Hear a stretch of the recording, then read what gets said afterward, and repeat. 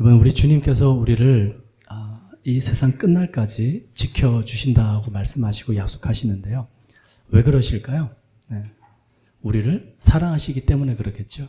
예수님께서는 십자가에 돌아가실 때까지 제자들을 사랑하시는데요. 성경 요한복음 말씀해 보시면 끝까지 사랑하시더라 이렇게 되어 있습니다. 여러분, 사랑은 포기하는 것이 아닙니다. 끝까지 사랑하는 거예요. 주님이 우리를 사랑하시기 때문에 우리와 함께 계시고 우리를 끝까지 지켜주시는데요. 또 다른 한 가지 이유가 더 있습니다. 왜 우리를 끝까지 지켜주실까요? 우리가 불완전하니까. 그죠? 우리가 완벽하면은 주님이 필요 없죠. 불완전한 겁니다. 우리 서로 한번 인사 나누십시다. 인생은 미완성입니다. 네, 인생은 미완성이에요. 네, 완성이 아닙니다. 너무 완벽하려고 애쓰지 마세요. 점점 더 잘 되면 될 줄 믿습니다. 그래서 주님이 지켜주시는 거거든요. 네.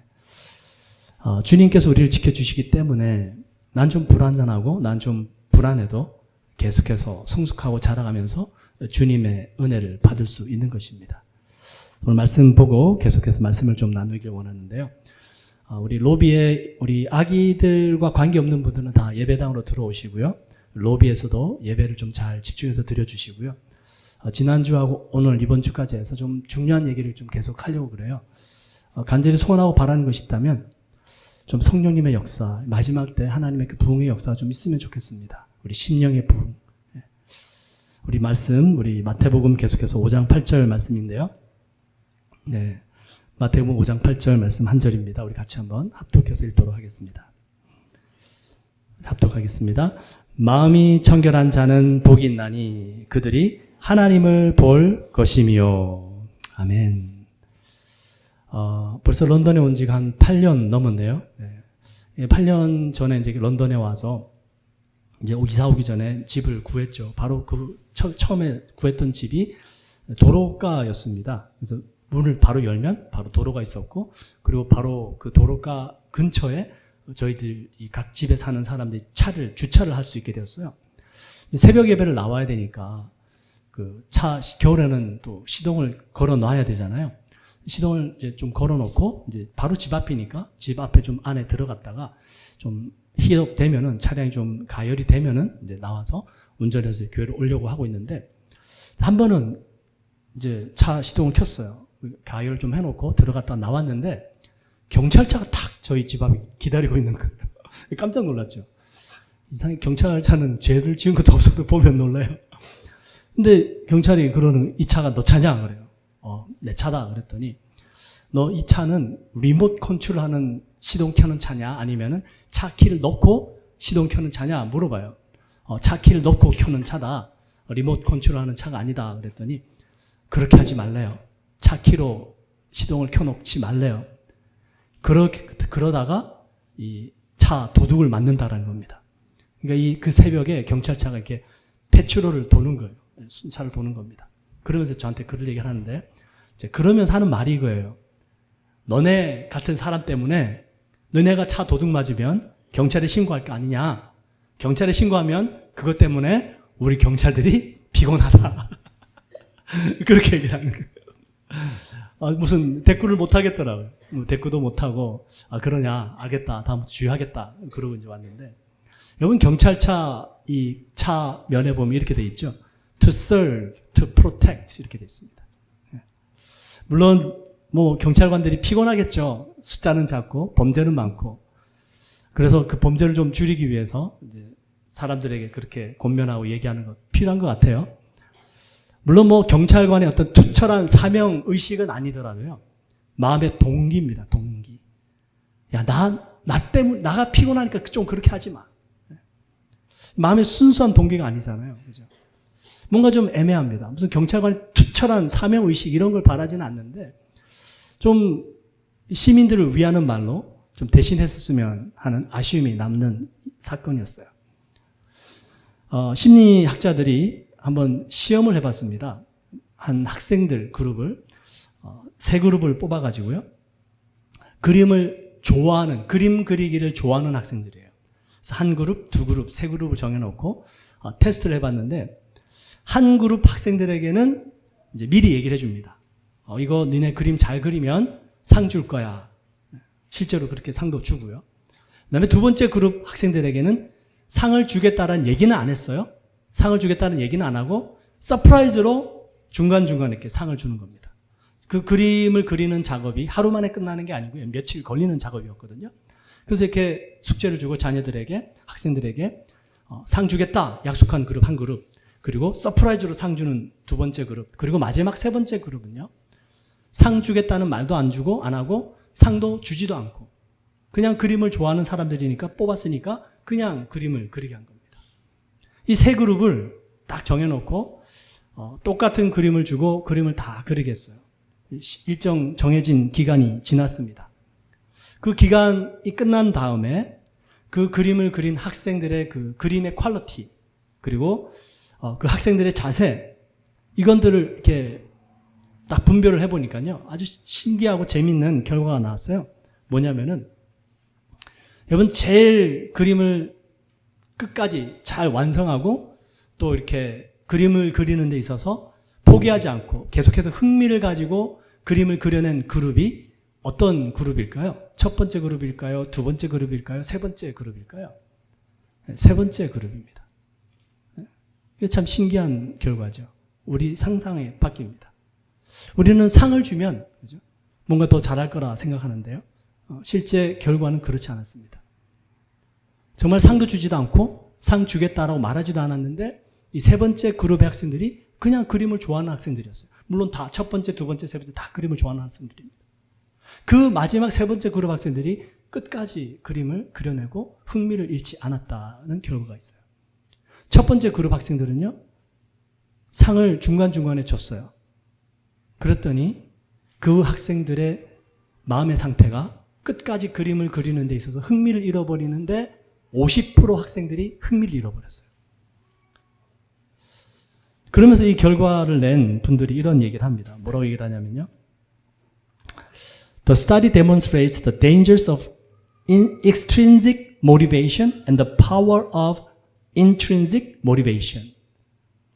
외부의 자극에 의해서 동기부여를 받는 것과 내적으로 동기부여, 스스로 동기부여를 해서 어떤 일을 해나가는 것. 이 두 가지의 차이입니다. 엄청나게 중요한 거예요.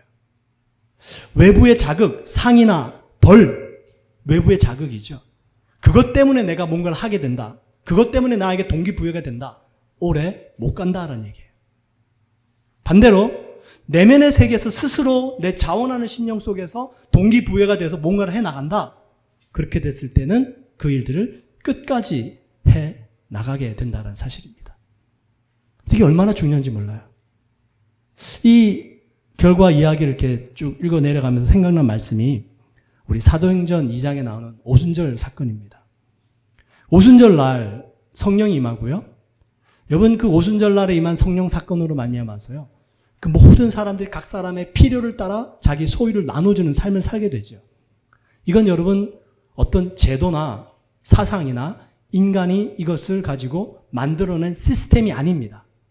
성령의 역사로 말미암아 일어난 사건이에요. 성령의 역사 중에 특징이 있는데 그게 뭐냐면요, 자원하는 심령입니다. 어느 누구도 자기의 것을 자기 것으로 주장하지 않았습니다. 자원하는 마음이었어요. 아, 조직이니까, 시스템이니까 내가 따라야지. 아, 강요하니까, 벌 받을까봐 무서워서, 아, 상 주니까 그 상 바라보고, 그게 아니었어요. 그래서 사도행전 2장 46절에 보시면요, 날마다 마음을 같이하여 성전에 모이기를 힘쓰고 집에서 떡을 떼며 기쁨과 순전한 마음으로 음식을 먹고, 이렇게 돼 있어요. 순전한 마음이에요. 정말 모든 사람들이 자원하는 심령으로 모여서 기도하고 예배하고 찬양하고 떡을 떼고 나누고 이런 일들이 벌어졌던 거죠. 성령의 역사로 말미암아. 그랬더니 결과가 뭐냐면 하나님을 찬미하며 또 온 백성에게 친송을 받으니 주께서 구원받는 사람을 날마다 더하게 하시니라. 점점 더 잘되는 역사가 나타나는 거죠. 우리 교회라는 곳, 교회는요 조직이기도 하지만 유기체입니다. 생명체라는 것이에요. 그래서 교회라는 것은요, 물론 조직도 있고 어떤 나름대로 시스템도 필요하지만 정말로 중요한 것은 뭐냐면요, 성령님께서 살아 역사하실 수 있는 통로가 되어줘야 돼요. 그게 교회입니다. 그래서 여러분도 마찬가지예요. 내 생각, 내 경험, 어떤 세상에 있는 이 관점들, 어떤 가치관들, 이런 것들 딱 정해놓고 거기에 갇혀 있으면 성령께서 나를 통해서 일하고 싶으셔도 거기에 막혀버리는 거예요. 열어놔야 되는 거죠. 성령께서 어떻게 일하시든지. 그래서 다윗은 육신의 정욕에 넘어져서 범죄하였습니다. 간음죄를 범했죠. 그리고 그 간음죄를 범한 자신의 죄를 깨닫고 회개를 하는데요. 그 회개의 기도 시편 51편에 보시면 아주 중요한 기도를 하는데 그 기도가 바로 하나님의 성령을 내게서 거두지 마시고 구원의 즐거움을 회복시켜 주시고 자원하는 심령을 주세요. 이 기도를 드립니다. 시편 51편 12절이에요. 주의 구원의 즐거움을 내게 회복시켜 주시고 자원하는 심령을 주사 나를 붙드소서 이렇게 돼 있어요. 하나님이 나를 붙잡아 주시는데 하나님께 벌 받을까? 우리 가끔 그런 얘기 하죠. 하나님 앞에 심판 받을까 봐. 맞을까 봐. 교회 와야지. 맞을까 봐 순종해야지. 이거 하면 상 주신다니까. 뭐 그런 마음 가질 수 있는데 하나님께서 우리를 붙잡아 주시는 그것을 다윗은 하나님 저에게 상 때문도 아니고 벌 때문도 아니고 자원하는 심령을 주셔서 주님의 그 구원의 은혜에 주님만을 사모하고 주님의 뜻대로 살게 하여 주옵소서. 그 기도를 드린 거죠. 이게 얼마나 중요한지 모르겠습니다. 우리가 교회를 다니고 헌신 봉사하고 하나님의 뜻대로 살아간다라는 것. 무엇 때문이 아니라, 조건 때문이 아니라 정말로 순수한 마음으로 자원하는 심령으로 오직 하나님만을 위해서 살아가는 것. 그게 바로 오늘 마태복음 5장 8절의 말씀의 뜻입니다. 마음이 청결한 자는 복이 있나니 저희가 하나님을 볼 것이며. 지난주에 말씀을 드렸죠. 우리가 아무리 세상에 좋은 곳을 가봐도 1년, 2년 그 이상 가질 않습니다. 근데 여러분 하나님을 봤다면 얼마나 오래 갈까요? 천국을 보고 왔다면 얼마나 오래 갈까요? 평생 갑니다. 그 가치를 맛봤기 때문에 세상에 어떤 고난이 와도 어떤 어려움이 있어도 하늘나라의 가치 때문에 이겨낼 수 있는 힘이 거기서 생긴다는 것이죠. 그분이 사도 바울이었습니다. 3번째 하늘까지 다녀오셨잖아요. 14년이 지난 후에도 하나도 잊어버리지 않고 정확하게 기억을 하고 있습니다. 그리고 자신의 마지막 달려갈 길을 마칠 때까지 그 길을 가기는 사도 바울의 삶을 보게 됩니다. 울고 있는 사람과 함께 울 수 있어서 행복하다라는 책이 있는데요. 이 책의 저자는 사모님이십니다. 유정옥 사모님이라는 분인데 한국의 하나로라는 교회에 남편분은 목사님이시고 이제 이분은 이제 사모님이신데요. 처음에 이제 교회를 개척을 하고 이제 이분이 조금 마음을 먹으셨나 봐요. 나는 어떤 일이 있어도 교회 문을 잠그지 않겠다. 교회 문 항상 24시간 다 열어놓는 거예요. 뭐 열어놨다고 활짝 열어놓는 게 아니고 문은 닫혀 있겠죠. 근데 대신에 열쇠로는 잠그지 않았다는 겁니다. 한 10년 정도 이분이 교회를 개척하시고 교회를 잠그지 않으셨어요. 대신에 2-3시간마다 교회를 가셔서 확인하시고 점검하셨습니다. 피곤하시죠? 혹시 모르니까. 그래도 뭐 밤 교회 예배 끝났다고 다음날 아침에 그냥 가는 것이 아니라 매 2-3시간마다 그냥 순찰처럼 또 가서 기도도 하시고 가시는 거예요. 가보면 그냥 뭐 난리도 아니더래요. 어떨 때는요. 사람들이 취객도 있고요. 그냥 그 문 열고 들어와가지고는 문이 잠긴 줄 알았는데 또 열어보니까 열리잖아요. 들어와서는 거기에 그냥 소변 누고 뭐 똥도 싸고 하여튼 뭐 난리도 아니래요. 어떨 때는 가보면 성전 안에 담배 연기가 자욱하대요. 그 성전 안에서 교회 안에서 예배당 안에서 담배를 펴가지고요. 그런데도 절대로 교회 문을 잠그지 않으셨답니다. 이유가 뭐냐면 거기에 황금밭이 있거든요. 한 번은 이분이 그런 수고를 하시면서도 계속 교회에 가서 돌아보시고 하시는데 딱 문 열고 갔더니 한 처자가 예배당에서 이렇게 흐느끼 울고 있더랍니다. 그래서 왜 그런가 기도가 끝날 때까지 기다렸다가 대화를 하게 되는데 남편하고 싸워가지고 나온 거예요. 근데 갈 데는 없고 그래서 길거리 방황하다가 교회 십자가가 보여가지고 왔는데 혹시나 싶어서 열어봤더니 열리더래요. 그래서 들어와가지고 기도하고 있었던 겁니다. 그러면서 이 처자는 학창시절 때 교회는 다니고 하나님을 믿었던 기억은 있는데 이제 대학교 다니면서 세상 쪽으로 흘러가고 또 남편과 결혼하면서 믿지 않는 남편과 결혼하면서 교회를 안 다니기 시작했다. 그러면서 그 교회에 들어와가지고 앉아서 교회 기도를 하는데 자신이 예전에 가졌던 그 신앙 그게 생각이 나면서 아 내가 주님을 떠나왔었구나. 그래서 회개 기도하고 그러고 있었던 거예요. 그 사모님이 그 처자를 만난 거예요. 이게 바로 황금밭이라는 것입니다. 그리고 이 처자가 집에 가서 남편에게 용서를 구하고 다음 주일날 남편과 함께 가족이 교회를 왔다래요. 이러니까 사모님이 이런 일들이 있으니까 비록 험난하지만 교회 문을 잠글 수가 없더라라는 것입니다. 한 번은 수요 예배 때였는데 막노동을 하는 한 남자분이 일용직을 하는 것 같아요. 옷이 이제 흙이랑 막 묻어 있었죠. 근데 작업복을 입고 그대로 오셨대요. 그리고 이제 헌금을 탁 전해드리면서 가시는데 그 헌금을 이렇게 보니까 그분이 한 며칠 동안 일한 품삯 정도 같았어요. 일용직 하시는 분들. 그래서 이 사모님이 쫓아가서 아니 감사한데 감히 저희가 이걸 어떻게 받습니까? 그리고 이제 이분하고 자초지종을 듣고 얘기를 하는데 이분이 그러더래요. 자신의 삶은 사실 너무 힘듭니다. 지치고 힘든데 그 힘든 하루 일과를 마치고 집을 향해 가면 이 교회 첨탑에 있는 그 십자가 빨간 불이 들어온 것을 보면서 마음의 위로를 받는데요. 이분도 이제 신앙이 있는 분이겠죠. 하지만 삶이 너무 힘들고 고달프니까 교회는 못 다니시고 그 십자가의 빨간 불을 바라보면서 위로를 받고 또 다시 힘을 내어서 하루를 마치고 다음날 또 출근하는데 어느 날 교회를 지나가는데 그 첨탑에 있는 십자가 빨간 불이 꺼져 있더래요. 그래서 이분이 너무 마음이 아프더래요. 내가 저 고장난 불빛을 켜줘야 되겠다. 그리고 이분이 일을 하셔가지고 그 헌금을 드리고 가시는 길이었습니다. 사모님이 그분의 그 말을 듣는데 뭐 눈물이 주르주르 흐르시는 거죠. 그러면서 하시는 그 책에 보면은 마치 나는 하나님께서 나에게 보내주신 천사를 보는 것 같았다. 이렇게 얘기를 합니다. 여러분 순전한 마음이에요. 순전한 마음. 계산하지 않는 거죠. 우리가 하나님을 본다라는 것. 물론 뭐 기적이 나타날 수도 있고 큰 역사가 나타날 수도 있고 뭐 여러 가지 우리가 생각하는 놀라운 일들이 일어날 수도 있습니다. 근데 정말로 마음이 순전하고 청결하면은 이런 아주 작은 일들을 통해서 하나님의 살아계심을 체험하게 되더라라는 것이죠. 예수님이 2000년 전에 이 땅에 오셨는데요.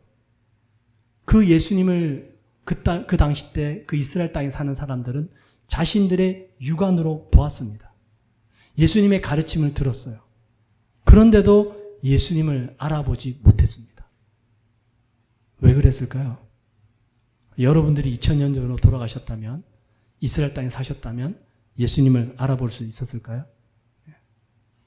분명히 제 자신도 생각을 해보지만 못 알아봤을 확률이 높을 것 같아요. 세 가지 이유가 있습니다. 첫 번째, 율법주의에 사로잡혀 있으면 그렇습니다. 그 율법주의하고 연결된 게 있어요. 그게 뭐냐면 자기 의로움이라는 것이에요. 자기 자신이 쌓아놓은 의로움이에요. 요번에 시리아하고 우리 튀르키예 지진 났죠. 우리 한국에서 구호 물품을 보내줬는데 아마 개인이 또 이렇게 보내주신 분들이 있으셨나 봐요. 근데 그 보내드렸는데도 그 튀르키예에서 쓸 수 없는 그 구호 물품이 있었습니다. 뭔지 아세요? 예, 스팸입니다. 스팸. 그 튀르키예는 돼지고기를 먹지 않습니다. 우리는 돼지고기 좋아하고 스팸 좋아하고 우리 부대찌개도 끓여 먹고 하니까 우리 한국 분들이 이제 우리 생각하고 보내드렸던 거예요. 그분들은 그거 못 드십니다. 근데 돼지고기 못 먹어요. 율법으로 철저하게 지켜 행합니다. 이스라엘 백성들이요, 안식일 철저하게 지켜 행했습니다. 절대 어기지 않았어요. 본인의 선조 때부터 그 안식일을 범하지 않으려고요. 심지어는 역사적 기록에 보면요. 그 이스라엘 백성들이 로마 군병들이 막 괴롭히고 전쟁이 나고 해도요. 안식일 날에 전쟁이 나면 싸우질 않았어요. 무기를 들지 않았습니다. 그렇게 희생을 치르면서 지켜온 게 안식일이었어요. 근데 예수님께서 이 땅에 오셨어요.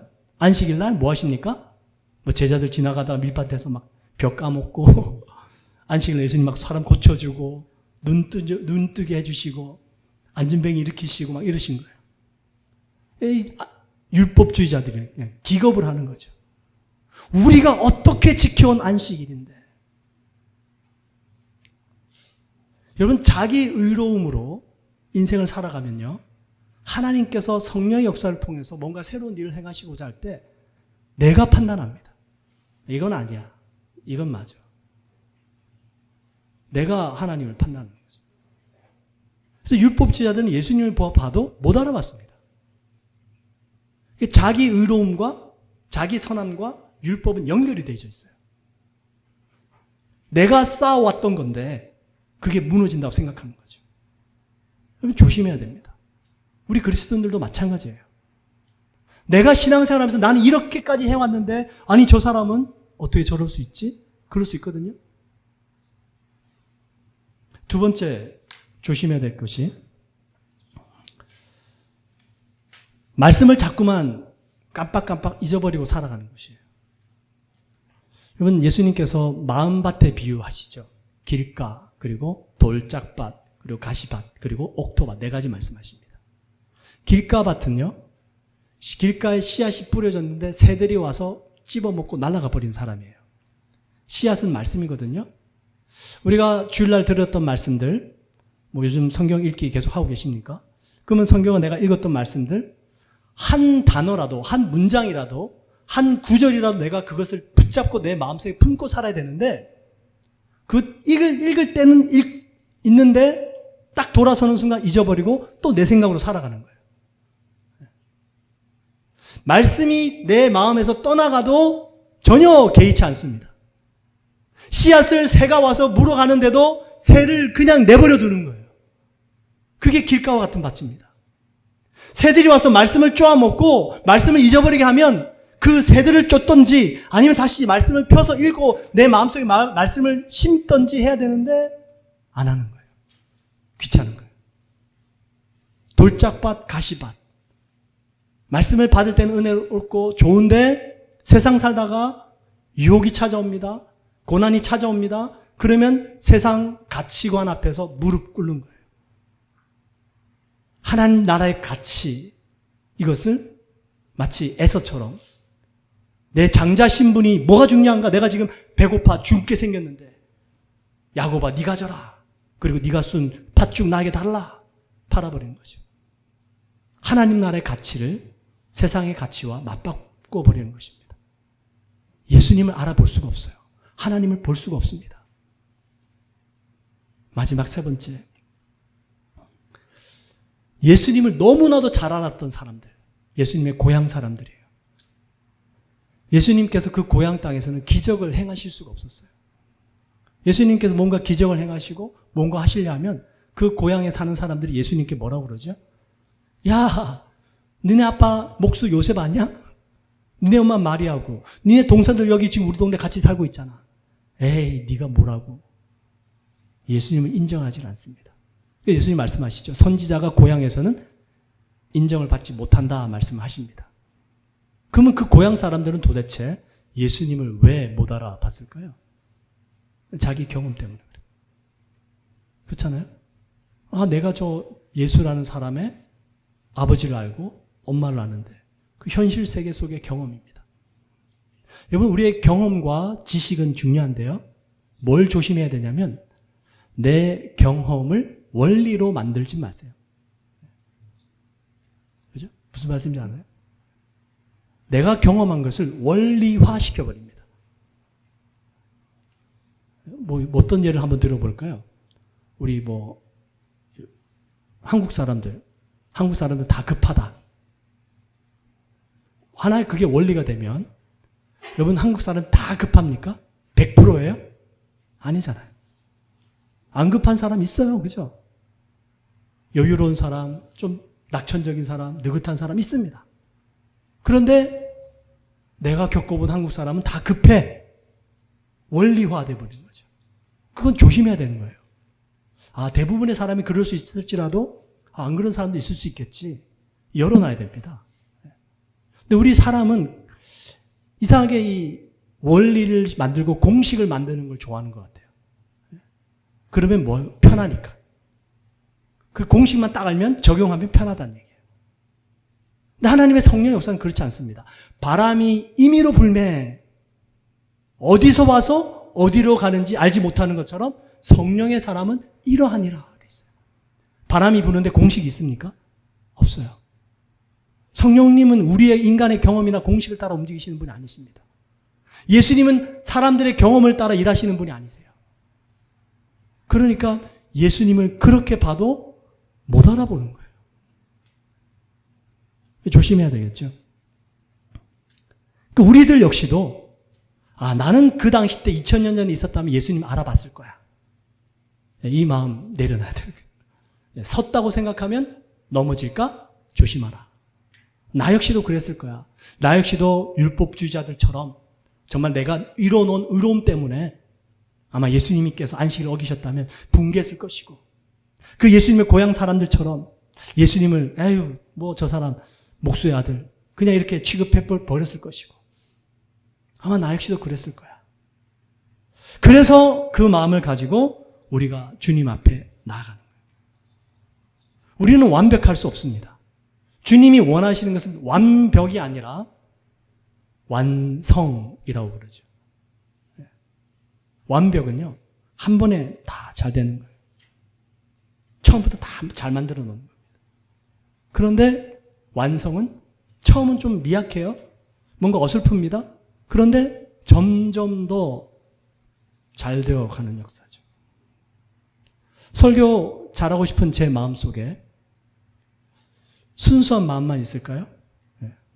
아닙니다. 내가 설교 잘하고 사람들이 인정해주면 기분 좋고, 사람들이 인정 안 해주면 내가 왜 그랬을까? 자체가 불쾌하고.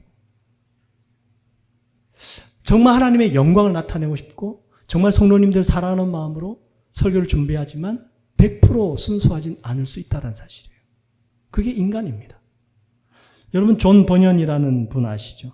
철로역정 우리 성경책 다음으로 많이 팔린 책입니다. 그 책을 쓰신 분이 강연도 많이 하러 다니셨거든요. 한 번 이분이 강연을 하고 내려오는데 친구가 그러더래요. 버년, 오늘 당신의 설교는 너무나도 훌륭했어. 그랬더니 존 버년이 이렇게 얘기를 합니다. 당신이 굳이 나에게 그것을 상기시켜줄 필요가 없습니다. 왜냐하면 내가 강단에서 내려올 때 이미 마귀가 나에게 그것에 관해 속삭였기 때문입니다.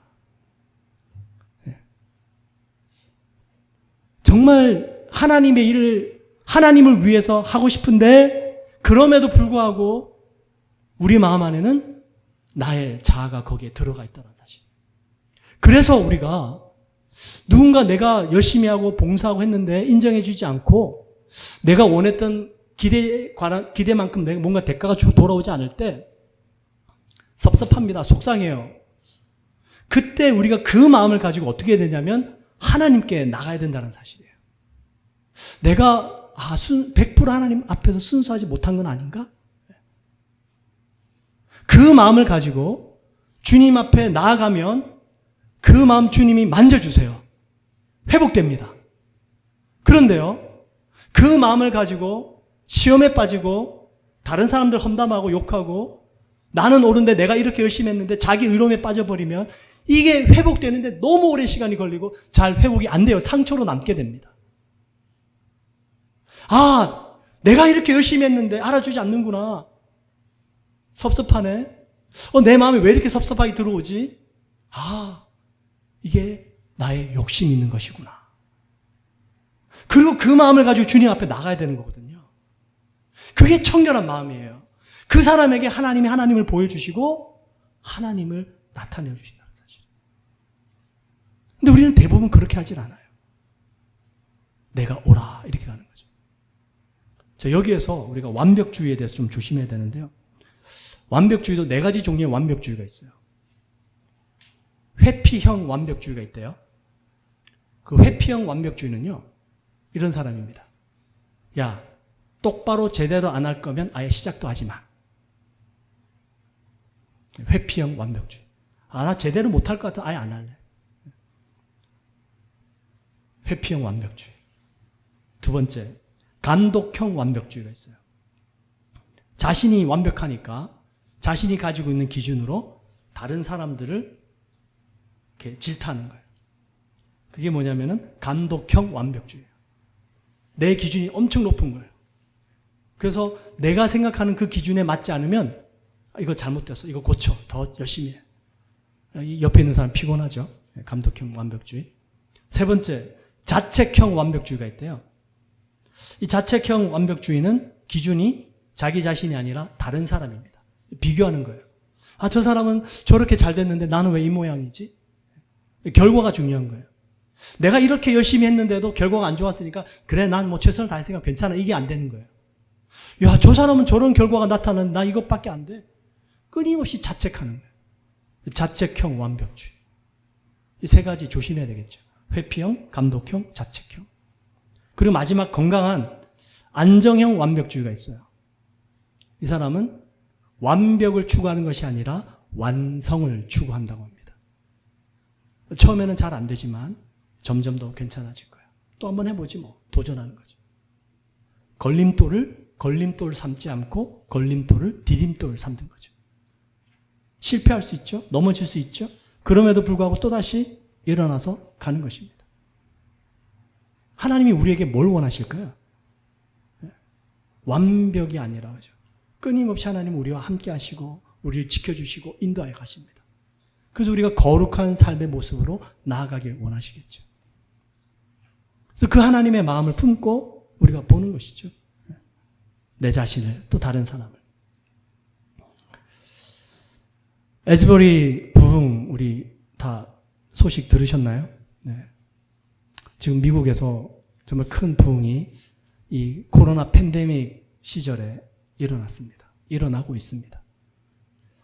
그 에즈베리라는 대학교 강단은요, 켄터키주에 있는 윌모라는 도시에 있는 대학교입니다. 그 윌모 도시는 인구가 6,000명밖에 안 된대요. 그 6,000명밖에 안 되는 도시에 에즈버리라는 대학이 있는데 그 강단에 지금 부흥이 일어나가지고요. 다른 여러 도시에서 비행기까지 타고 갑니다. 비행기까지 타고 가고 그 예배당 들어가려고 사람들이 줄을 섰어요. 그 부흥의 시작이 어떻게 되냐면 거기 이제 학생들 주도로 이제 예배하는 곳이었거든요. 수요일 날이었습니다. 여느 때와 똑같이 수요 예배 드리는 날이었어요. 수요 예배 끝나고 찬양한 학생들이 찬양을 계속한 거예요. 그냥 예배를 끝내지 않고 그 찬양을 계속 드리는 가운데에 여기서부터 불길이 일어나기 시작합니다. 수요일 저녁 때였어요. 그러면서 유튜브 영상을 보는데요. 거기 이 특징이 있어요. 한번 보신 분들은 아시겠는데 강당이 이렇게 뭐 1층 있고 2층 이렇게 있어요. 제가 아무리 봐도 거기에 뭐가 없냐면 화이트 스크린이 없어요. 프로젝터가 없어요. 사람들이 찬양을 하는데 전부 그냥 목소리로만 뭘 보고 하지 않아요. 그래서 이 시대 이 에즈베리 부흥이 우리에게 시사하는 바가 큽니다. 저는 한 3가지 정도 생각이 났는데 첫 번째가 이 코로나 팬데믹 때에 온라인 예배가 점점 더 부흥해가는 시대에 하나님께서 현장 예배의 중요성을 다시 한 번 더 상기시켜 주신 사건이 아닌가. 물론 온라인 예배 드릴 수 있어요. 여러분 우리 콘서트 가보신 분 계십니까? 운동 경기 TV로 보실 때 브라운관으로 보실 때하고 현장에서 볼 때하고 틀립니다. 현장 예배죠. 이 코로나 팬데믹이 일어나면서 점점 더 사람들이 온라인 예배의 편의상으로 드려지게 되면서 거기에 익숙해져 갑니다. 그런데 하나님께서 그 작은 도시에 현장 예배의 중요성을 한번 나타내어 주신 것이 아닌가. 두 번째, 말씀드린 것처럼 이런 시스템이 없어요. 그냥 악기가 찬양하는데 그냥 청중들이 같이 떼 찬양하는 거예요. 이 시대 미디어에 우리가 얼마나 많이 노출이 되어 있고 의지하고 있습니까? 여전히 하나님의 성령은 이 시대의 과학과 문명을 뛰어넘다라는 것이죠. 아, 교회 이게 없으니까 부흥이 안 돼요. 이런 프로그램이 있어야 되는데 이게 없으면 안 돼요. 아니요. 그것 때문에 안 되는 게 아니라 성령님께서 운행할 수 없는 내 생각, 내 경험 때문이죠. 그걸 인정해야죠. 그거 지금 보여주시는 거 아니에요? 이 2023년 시대에 아니 프로젝터도 없고 와이스크린도 없는 교회에서 그냥 학생들이 모여서 찬양을 하고 하나님을 예배했는데 성령이 임하고 사람들이 회개하게 되고 그 예배당에 들어가기 위해서 몇 날 며칠을 줄을 서고 그 도시 전체가 붕이 나가지고 숙박업소, 레스토랑 이런 게요 지금 감당이 안 된대요. 그래서 지금 그 대학교 총장이 더 이상 우리 학교에서 예배 안 드립니다. 뭐 이런 얘기를 하고 그래요, 지금. 근데 그 신학교에서 한 교수님이 이런 말을 합니다. 우리는 얼마나 많은 사람이 목말랐는지 깨닫지 못했습니다. 하지만 이 기도회는 우리에 관한 것이 아니라 그분과 하나님과 하나님의 아들 예수 그리스도의 거룩함에 관한 것입니다. 우리에 관한 것이 아니에요. 오직 하나님 그분, 오직 예수 그리스도 그분에 관한 것입니다. 여러분, 이게 부흥의 불길입니다. 이 부흥의 뒷면에는요, 너무나 많은 사람들이 기도하고 헌신해 있었습니다. 이제 두 사람 이야기 좀 드리고 마칠게요. 첫 번째 분이 닥터 홍이라는 분이에요. 한국 사람 아니고요. 중국 계통 같은데 닥터 홍투류라는 분이세요. 이분이 그 에즈베리 신학교 대학교에 교수로 부임해 갔는데요. 2015년도에 하나님께서 너 교수직 내려놓고 에즈베리의 부흥을 위해서 기도하라 그러셨대요. 처음에 본인이 잘못 들은 줄 알았답니다.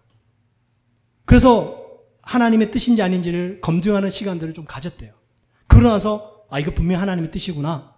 그리고 교수직 내려놓고 기도하기 시작했답니다. 그리고 한번 하나님이 2020년도에 기도하라, 회개하라는 사인판을 들고 다녀라 그러시더래요. 그래서 실제로 앞에 기도하라, 뒤에 회개하라, 이게 딱 몸에 걸고요. 도시 다니신 거예요. 그 6,000명밖에 안 되는 그 윌모 도시에 이 교수님을 모르는 사람이 없었대요. 별명까지 지어졌답니다. 사인맨, 사인판 붙이라는 사인맨, 혹은 샌드위치맨. 이 간판이 앞뒤로 이렇게 딱 납작한 게 있으니까 자기가 샌드위치처럼 들어가 있으니까 사인맨 혹은 샌드위치맨이라고 사람들이 불렀대요. 그래서 알았던 2020년부터 그렇게 다녔던 거죠. 부흥의 소식이 전해지면서 각 매체에서 이분을 찾아 나선 거예요. 그분 어디 있느냐? 그분과 인터뷰하고 싶다. 이분이 인터뷰 거절합니다. 제가 한 게 아닙니다. 하나님이 하셨습니다. 그럼 어떻게 알게 됐습니까? 저는 한국 목사님이 찾아가셔서 간곡히 부탁해가지고 이분과 인터뷰하고 그분의 얘기를 듣고 유튜브를 찍으신 거예요. 다른 미국에 있는 큰 대형 매체 다 거절한 거예요. 무명의 한국 목사님, 미국에 사신 목사님, 비행기 타고 가셨는데 그분 우연히 만나게 되고 자초지종을 듣게 된 겁니다. 그리고 그 대학교에 그날 수요에 예배 때 말씀을 전한 목사님이 젊은 목사님이에요. 잭 미크립스라는 목사님입니다. 이분이 그 부흥 때 한 두세 번 설교를 하셨나 봐요. 그 부흥이 일어난 장면을 보면서 이 목사님은 이건 내가 한 게 아니야. 그러고는 그냥 설교 딱 하고 그냥 강단 빠져나가 버렸대요. 이분이 하신 설교 제목이 이렇답니다. Radical Humility. Radical Humility. 겸손이 그냥 겸손이 아니라 하나님 앞에서 확실한 겸손. 하나님 앞에서 철저하게 낮아지는 겸손. 저는 이 제목을 보면서 제가 생각난 성경 구절이 있는데요. 요한계시록 4장 10절 11절 말씀이에요. 오늘 묵도 때 같이 읽었죠. 24 장로들이 보좌에 앉으신 이 앞에 엎드려 세세토록 살아계시는 이에게 경배하고 자기의 관을 보좌 앞에 드리며 이르되 우리 주 하나님이여 영광과 존귀와 권능을 받으시는 것이 합당하오니 주께서 만물을 지으신지라 만물이 주의 뜻대로 있었고 또 지으심을 받았나이다 하더라. 24 장로는요 이 땅에 사는 동안에 정말로 하나님 뜻대로 살다가 순교하신 분들일 수 있어요. 12명의 제자들과 야곱의 12명의 아들들일 수 있어요. 그 정도로 24장로들 하늘나라에서 큰 보좌에 앉으신 분들입니다. 그리고 각 사람이 면류관까지 썼어요. 엄청나게 높으신 분들입니다. 하늘나라에서도. 그런데 그분들이요, 예수 그리스도가 딱 나타나니까 본인들이 이 땅에서 하나님을 위해서 헌신하고 수고해서 그러고 말미암아 받았던 그 상급, 면류관, 그거를 쓰고 있을 수가 없는 거예요. 그리고 그것을 벗어서 예수님의 발 앞에 던지는 겁니다. 이건 내게 아닙니다. 내가 이 땅에서 무엇을 했든지 간에 이것은 당신의 것입니다. 그게 이 말씀이에요. 24장로들이 보좌에 앉으신 이 앞에 엎드려 내가 이 땅에서 아무리 열심히 하고 애를 쓰고 잘했었어도요, 하나님 이것은 내가 한 것이 아닙니다. 하나님이 하신 것입니다. 내가 실패하고 좌절하고 낙심하고 일이 안 풀려도요, 하나님 괜찮습니다. 완성을 인도하실 줄 믿습니다. 마태복음 5장 8절 말씀합니다. 마음이 청결한 자는 복이 있나니 저희가 하나님을 볼 것이니요. 기도하겠습니다. 할렐루야. 주님, 우리가 주님을 본다면 정말 이 세상 넉넉히 감당하게 될 줄 믿습니다. 주님, 우리에게 청결한 마음을 주시옵시고 어떤 형벌이나 두려움이 아니라 어떤 상도 아니라 정말로 순수한 마음으로, 순전한 마음으로 주님을 위한 삶, 믿음의 삶 살기 원합니다. 주를 보게 하소서. 우리 같이 기도하겠습니다.